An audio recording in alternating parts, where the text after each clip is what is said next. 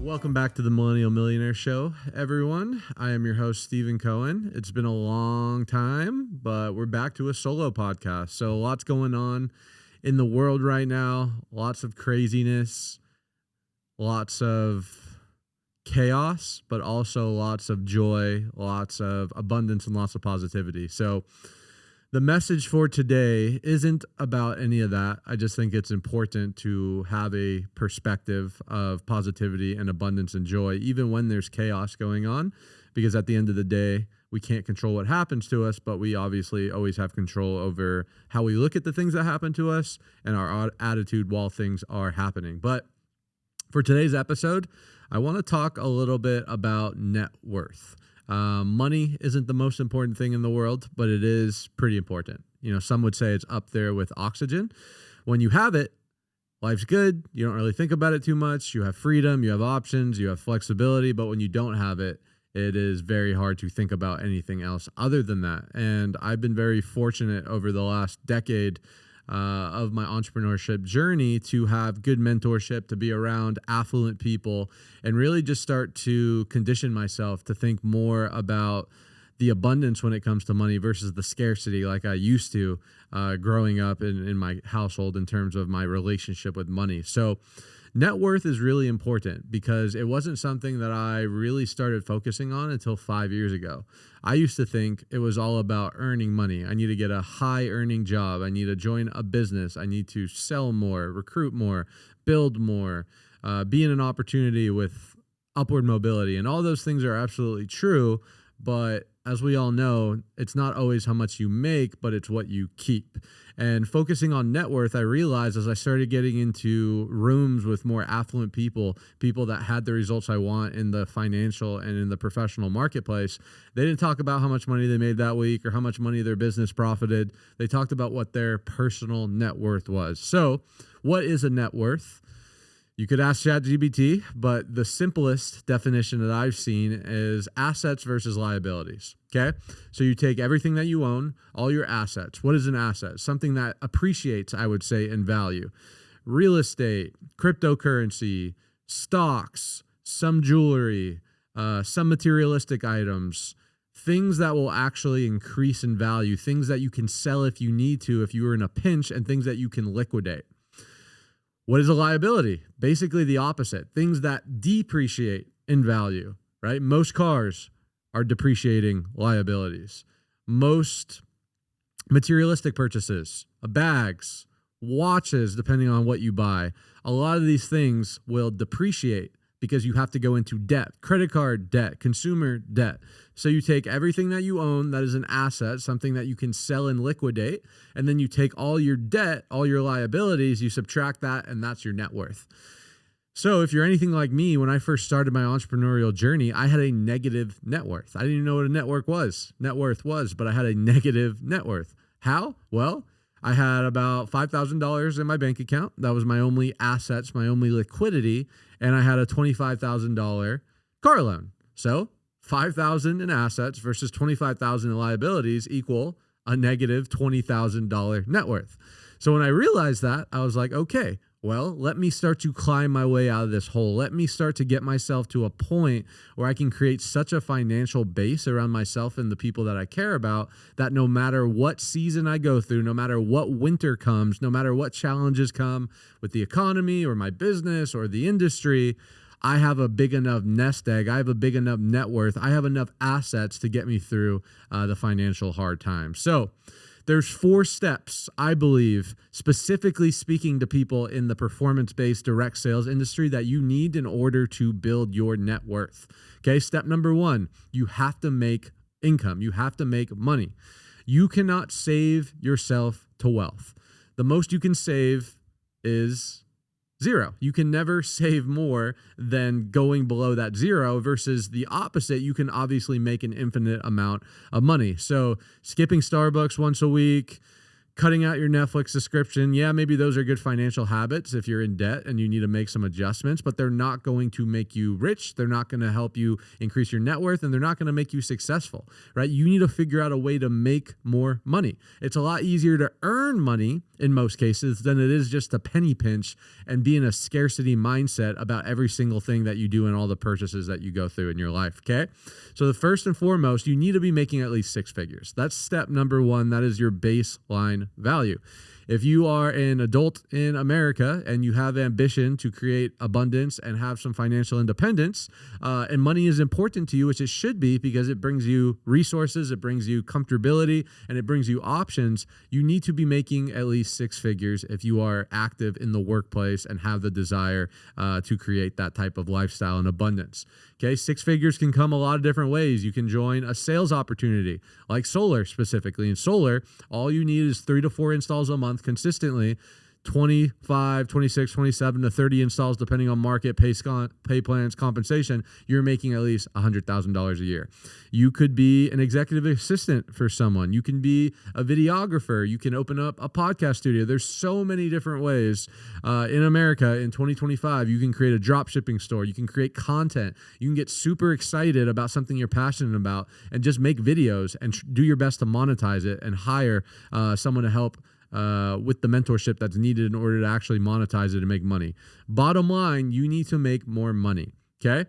So if I'm you right now, I'm looking at the opportunity I'm currently in to make money. I'm looking at my work, my career, my professional marketplace, and I'm seeing, okay, what is the ceiling on this opportunity?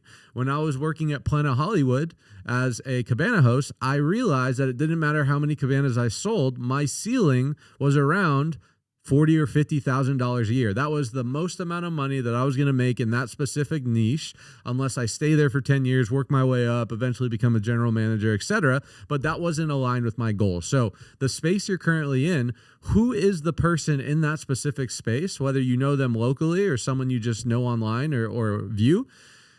How much money are they making? Like, what's the best person? What's the top 1% person of that industry or that niche or that profession or that job making? Because that'll give you a good amount of insight if you stay doing what you're doing, what that potential upside looks like. If you're not in a space where you have upward mobility when it comes to your income earning potential, then shift, make a move, have some faith, right? Give up the good to get to the great. You know, change is scary. Getting out of your comfort zone is scary, but all good things are on the other side of fear.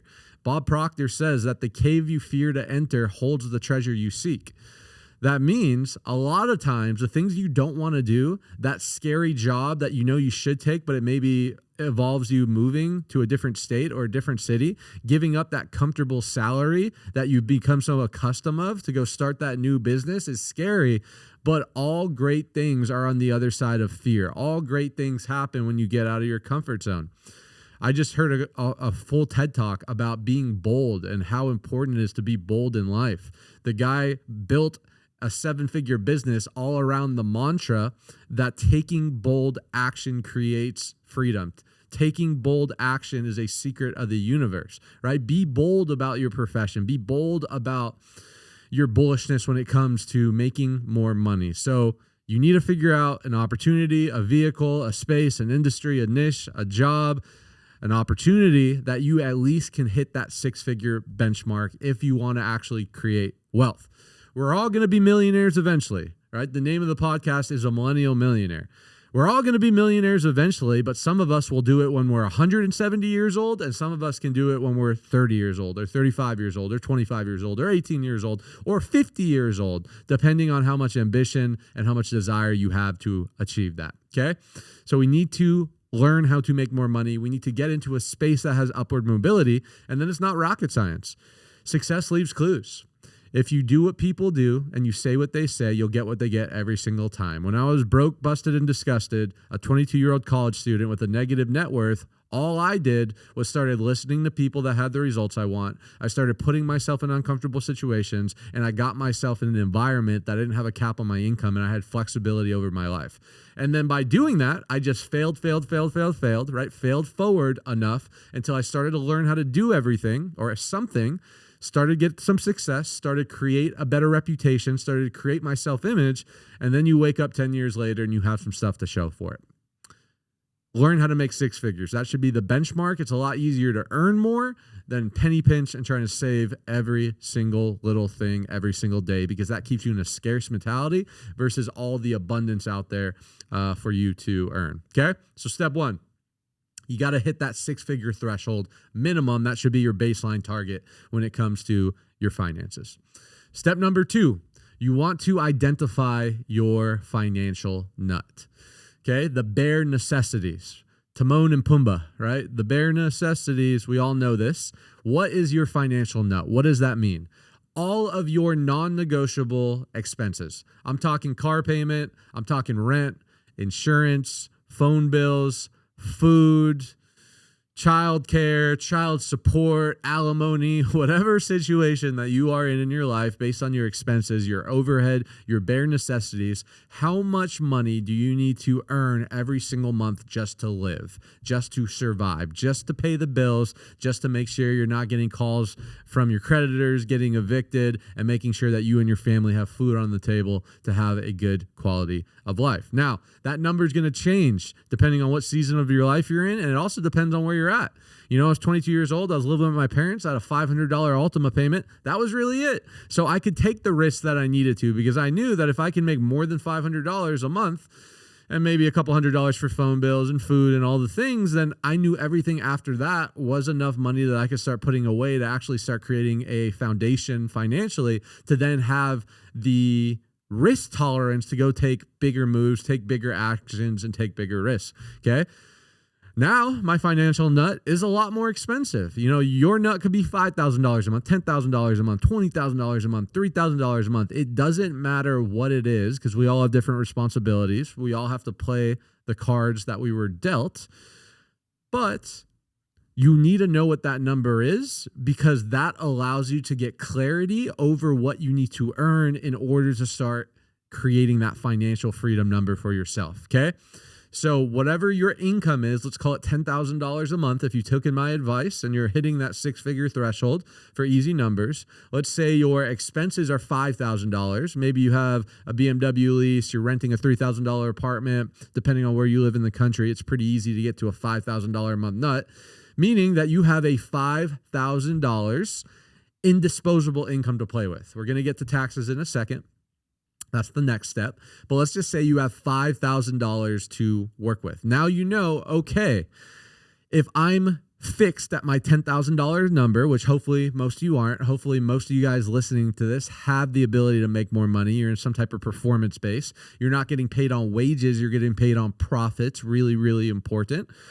Let's say that you know, okay, if I make $10,000 a month, my bills are $5,000. That means I'm making $5,000 a month. You put away $5,000 a month into your investment account or into your storage account, into your savings account. Now you know it's going to take me X amount of amounts to save up X amount of money to then deploy into this rental property that's going to produce me X amount of passive income. And then you're not just randomly throwing darts at a target you can't see. You have clarity. With clarity comes conviction. With conviction comes action. Complexity is the enemy of execution. When you're confused about your finances, why would your finances, why would your goals, why would your dreams take you seriously if you don't take it seriously? Like, if I'm an investor, hypothetically speaking, and you own your own business, which I believe that your life, you need to be the captain of your life. You need to be the CEO of your life. I run my life like I would run any business. Why would I, as an investor, call it the marketplace, call it the universe, call it God, whatever you believe in, want to continue to give you wealth and abundance as someone that is a provider if you can't even keep your own house in order, if you don't know what your expenses are, if you don't know what your ROI is and your operating costs and all the things that a business owner has to know in order to run and create confidence in his business? Why would anyone want to give you money, whether it's the marketplace, whether it's a consumer, whether it's your boss, whether it's your job? Why would anyone want to give you money if you don't even know your bare numbers and understand what you need to do in order to get out of the situation that you're in? So identifying your expenses are really important. So if I'm you right now, I'm pausing this video or at the end of this episode, and I'm on my notes phone, even better, bonus points if you want to write it down in person in your journal or whatever, and I'm writing down car payment, $500, living expenses, $2,000, insurance, $200, phone bill, $100, food, $400, to the best of your ability. And then you have an idea of, okay, this is my threshold. This is what I need to make. anything that I make past this, I can start focusing on actually creating freedom and building my net worth is what we're going to talk about. So step 2, identify your nuts, your bare necessity. Actually spend 15 minutes, write it all down. It's going to change so you have a true understanding of what that looks like. Step number 3, you guessed it. You want to reduce your tax liability, okay? Taxes are the most expensive bill that you will ever pay for in your life. More expensive than your car payment, more expensive than your vacations, more expensive than your luxury car or your luxury goods or your girlfriend's Sephora spending habits, more expensive than any other thing you will ever spend money on in your life. Your ability to understand taxes. You don't need to be a CPA. You don't need to be an accountant. Okay, I'm a 2.7 GPA high school. I went to a year of college dropout at UNLV, one of the not most prestigious schools in the country. I didn't go to school for financing, didn't even graduate, but I have a baseline understanding of something that's going to have massive impact and control over my life, which is taxes. Uncle Sam, if you live in America, there's a reason that America is the greatest country in the world. Some of you guys may disagree. That's okay. It's proven. There's no one running away from Peru to go to Mexico, right? Everyone is coming to America because it is the greatest opportunity on the planet in order to create wealth, create freedom, and actually make something of your life when it comes to the American dream. We're not perfect by any means. There's lots of rooms for improvement, but someone that's traveled a decent amount, after a week, I'm begging to come back to my air-conditioned, convenient lifestyle here that we have in America. So there's a cost for that. It's called taxes. Now, depending on where you live in the country, I'm blessed. I live in Las Vegas, Nevada. Nevada has no state tax. So that's nice. Should you move to a place that has no state tax? Should you move to Puerto Rico to only get taxed at 2%? Maybe, but I'm not. Personally, I like my lifestyle here, so I'm okay paying the taxes to live the lifestyle I have. But understanding this is really, really important, okay? Your ability to reduce your tax liability will end up creating hundreds of thousands to millions of dollars of wealth creation, that money that you get to keep instead of giving it to Uncle Sam, instead of just spending money on California broken roads or Texas oil explosions, whatever you're paying for. It's really, really important, okay? So you want to understand this. And this is why, back to the first point, it's important to get into some type of self-employed opportunity if you care about this stuff. Why? Because you can reduce your tax liability. As a business owner, as a 1099 or someone that's self-employed or an S Corp or a C Corp or an LLC, you have the ability to have write-offs. As a W-2 employee, a doctor, a lawyer, someone that's paid wages and not profits, you don't have that same luxury to be able to provide write-offs. Write-offs are so important. The system of taxes in America are not designed for employees. They're designed for business owners, okay? It's designed for more jobs. It's designed for more entrepreneurs. It's designed for more people to create more opportunity so it continues to circulate and we can continue to be the greatest prosperous nation in the world. But if you're not understanding the game and you're not playing the game, then you're just going to get taken advantage of. Unfortunately, I didn't make the rules, but I'd rather be aligned with the games and do my best to beat it versus just be a victim to the rules, okay? So, for example, if you make $100,000 a year, back to the original example, but you can prove that you have $60, $70, $80, or $90, $100,000 even sometimes in business expenses, write-offs, legally, of course, then guess how much you pay in taxes? $0, right? What are deductions? What are tax write-offs? Well, depending on your job, your business, your career, whatever you're doing, if you're a business owner, though, you have the flexibility in order to do this, okay? So what are deductions as a business owner? Well, meals are a deduction, entertainment, electronics, uniform, gifts and incentives, gas, your lease payment, your miles, your housing. You could write off a portion of your home office, any travel that has to do with business, any donations to a charitable cause, your internet, your phone, marketing expenses, professional services, CPA services. Really, the list goes on and on. If you can create a tax-deductible life, Stephen, what is a tax-deductible life? Well, Everything that I do when it comes to my life, I try to correlate to my business.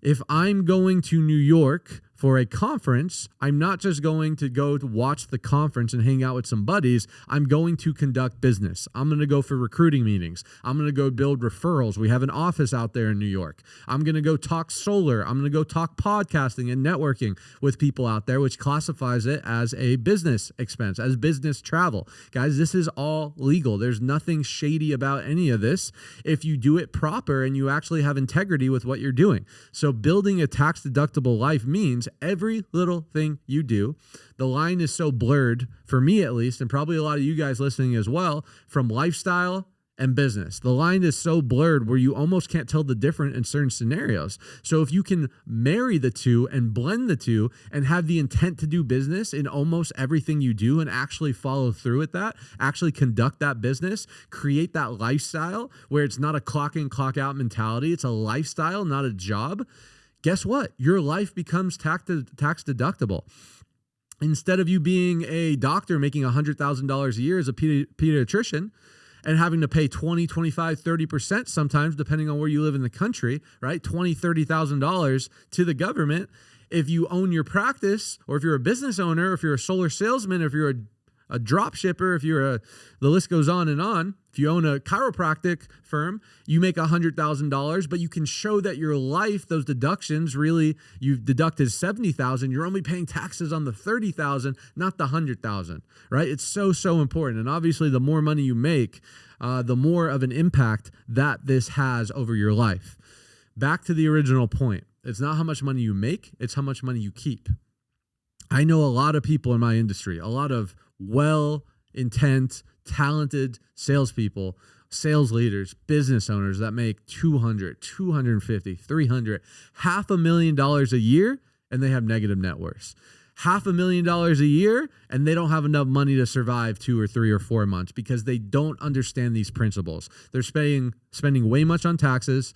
They're not paying themselves first. They're not good stewards of their money, and they don't understand the power of paying yourself first and building your net worth so eventually you don't have to worry about finances long term. So step number 3, understand the tax game. Get yourself an S Corp. Get yourself into a 1099 landscape or environment because it's going to allow you to maximize your deductions, and you're just going to keep so much more money at the end of the year instead of having to pay taxes because you don't understand the philosophy of how these things were written in the great country of America. Step 4, last but not least, we spoke about making more money. You have to get to at least that 6-figure threshold and hopefully well above. We talked about understanding what your financial nut looks like, your bare necessities, understanding what your threshold is. So everything that you make above that, you can actually start allocating to creating that financial freedom fund, to creating your future, to putting money away so you can actually have leverage and flexibility in your life and not just having to be on the rat reel of trading time for money, money for time, time for money. The last but not least, you have to learn how to invest properly. I'm not Warren Buffett. I'm not the Oracle of Omaha by any means, but I have learned over the last decade some key principles that are almost too simplistic that people overlook them in order to build wealth over a long period of time. Okay, there's really 2 key concepts you have to understand with this stuff. Number 1, dollar cost averaging. And number 2, leverage. Those are really the 2 things that you have to understand when it comes to investing. Okay? You want to invest consistently and aggressively. Okay, what does that mean? Even when I was only making $100K a year, even when I started making $150, $200, $250, $300, $350,000 a year, back when I was 25 years old, right? I was blessed, 25-year-old making close to $500,000 a year. I would invest most of that, as much as I could, because I realized that there are seasons in life. There are seasons in business. There's some previous years over the last couple of years because the business has been struggling that I've made less than what I was making sometimes at 25, 26, 27 years old in full vulnerability. So when the sun is out and the plants are growing, you want to make sure that you're reaping the harvest and putting things away to make sure that when times aren't great, when the winter comes, when the snow comes, when the storms come, you have done your due diligence to make sure you can outlast the rainy days, outlast the winter. Okay. Life isn't about just winning all the time. There's ups and downs in life. There's ups and downs in business. There's ups and downs in everything in life, right? That's what makes life exciting. If life was up all the time, if business was up all in time, we wouldn't appreciate the ups because we would get so used to it, law of familiarity, and we wouldn't have the contrast and perspective to keep life exciting. Now, if you're going through a storm right now, if you're going through a season, I know that may be hard to actually grasp, but trust me, it's true, because you can't appreciate the lows if you don't have the highs, and you can't appreciate the highs if you don't have the lows. It's the beauty of the duality in life. But the game isn't to win. The game isn't to win a year, a month, a quarter, a season. The game is to outlast everyone else. And the only way you can outlast everyone else is if you do the due diligence, if you're a good steward during the times when things are great, to outlast the times when things are not great. And this is a rule that a lesson that I'm glad I learned young, because if I over leveraged like other people, if I was spending too much money on luxuries, trying to impress people I didn't care about, if I was too loose with my finances, if I wasn't diligent, then there were some times over the last 2 years where I could have been wiped out, where I would have probably had to surrender the game. But thankfully, I had money aside. I had assets I could leverage. I had things that I could pull on to help me get through some of the challenging times, to eventually for the clouds to clear and the sun to come out and me be back in a really good spot, okay? So that only comes from investing consistently and aggressively. Automate it. There's great apps out there where 2025, there's technology that makes this super easy. Go download Betterment. Go download Robinhood. Go invest into a financial advisor, and you want to automate your investing, right? When I was 22 years old, 23 years old, I started making a little bit of money. I set it and forget it. I downloaded Betterment. I had $500 a month, not a lot of money, but $500 a month, every single month, come out of my account into an app that invested automatically into the marketplace, where I literally set up in 5 minutes that I just never touched. That 500 eventually, as I started making more income, turned to $1,000, $2,000, $5,000, $10,000, $20,000 a month. And I continued to do that because I had the habit down. Okay. If you can't save every dollar from every $100, you can't save every $100 from every $1,000, every $1,000 from every $10,000, and you're definitely not going to be able to save every $10,000 from every $100,000. The quantity is more important. The habit, cut that. The habit is more important than the quality, the quantity. Once you get the habit down, you start to realize that you're paying yourself first. Then as your income scales, the quantity can scale as well. Very, very important. Okay, dollar cost averaging. All that means is you're investing consistently, whether the market is up or whether the market is down. Take all the emotion out of it. Take all of the energy out of it. Take all of the thought out of it. As an investor, in most cases, in this season of my life, and I imagine you guys as well, you want to be a passive investor. You don't want to be an active investor. Chances are you're making pretty good money right now. And if you're not, hopefully go watch some more episodes and start making more money, because you absolutely have the potential and the ability to do that. But once you start making good money in your job, you don't want to be focusing on trading. You don't want to day trade or deal with all the things or watch the market or wake up at 4 a.m. Unless you're a full-time trader / investor, chances are you just want to put a dollar amount in and set it and forget it. And that's the beauty of dollar cost averaging.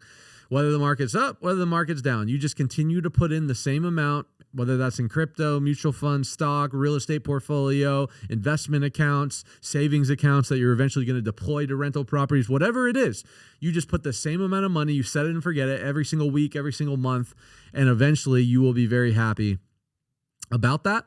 Another way that I've been able to build a lot of wealth, most of my net worth is in real estate right now. It's house hacking. It's buying a home, right? A house in most cases, and now depending on the market and interest rates and where you live in the country and what's going on in the world, right? Things change.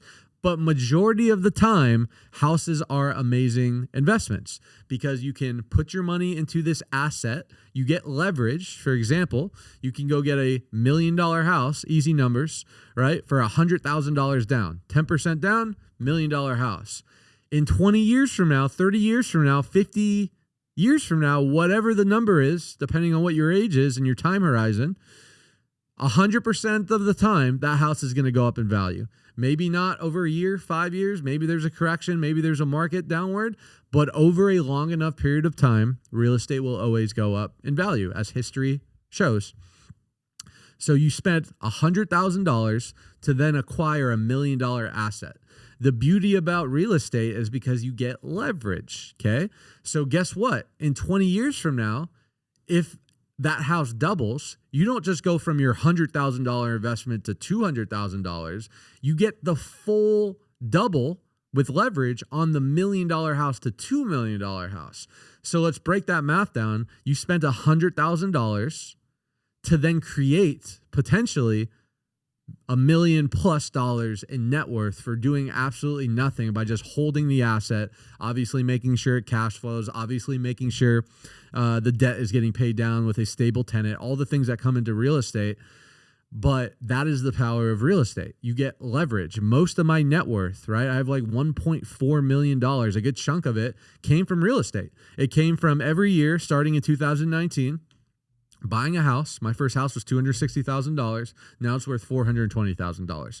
My second house that I bought for my parents was $485,000. Now it's like $780,000. Third house, $625,000, $850,000. Last house, $1.5, now $165,000, right? Which has only been about a year, but you guys get the point. So all of that money, all that earned, right? The total amount that I invested total into all 4 properties out of my actual pocket was probably close to $400,000, $350,000. And most of that was in the last house because it was the most expensive.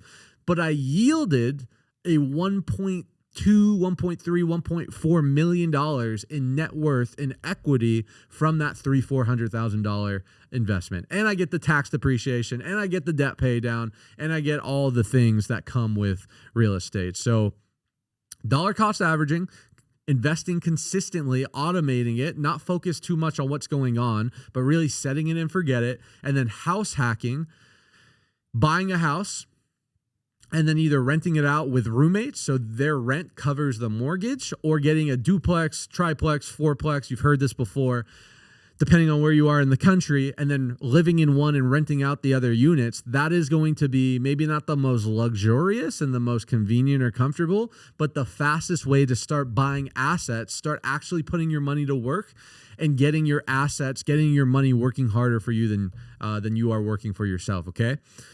To end on this, Warren Buffett has a great, powerful quote. He says that if you can't figure out a way to make money while you're sleeping, you're going to have to work until you die. And I truly believe that. I saw my parents for 67 years of their life trade time for money to then end up retiring, combined with a $2,000 a month Social Security payment, $1,000 each, which they wouldn't be able to survive, right? If it wasn't for me, they wouldn't be able to financially survive and be able to sustain their lifestyle. Yet they worked their ass off for 65 years, trusted the system, trade time for money to be left with nothing. Guys, the reality is, the average retirement age for our generation for millennials is 72 years old. The average lifespan of a millennial is 78 years old, depending if you're a woman or male. That doesn't sound like a good plan to me. Retire at 72 and then die at 78, 6 years for your golden age. The system is broken. If you don't understand how to build your net worth and start to make wealth, not just money, not just income, but actually create wealth by being due diligent, by understanding core principles, and by just having it as a desire and a focus point, then you're going to have a lot of regret when you get older. You're not going to have the flexibility you want. You're not going to have the resources you want. You're not going to be able to take care of your family in the way that you want. And one of the most saddest things that I would hate to see from you guys, anyone that is spending time and energy listening to this right now, or anyone that I directly have any impact is not being financially diligent and having to continue to trade time for money and work because they have to, not because they want to, for the rest of their life. So understand these key principles, understand how to build net worth. Step 1, earn money, increase your income, get into an environment, get into a vehicle that's going to give you more upward mobility. Step 2, understand your financial nut, understand your financial obligations, and get clarity over what your targets are. Step 3, reduce your tax liability, have a baseline understanding of how to reduce that tax bill at the end of the year. And then step 4, learn the key principles of investing and paying yourself first. And I promise you, it's not going to happen overnight. There's no overnight success. You're not going to become a millionaire tomorrow. But if you can start applying these principles, you're going to wake up in 5 years, 10 years, 15 years in a blissful situation because you started today. Thanks for tuning in, guys. We'll see you guys on the next episode.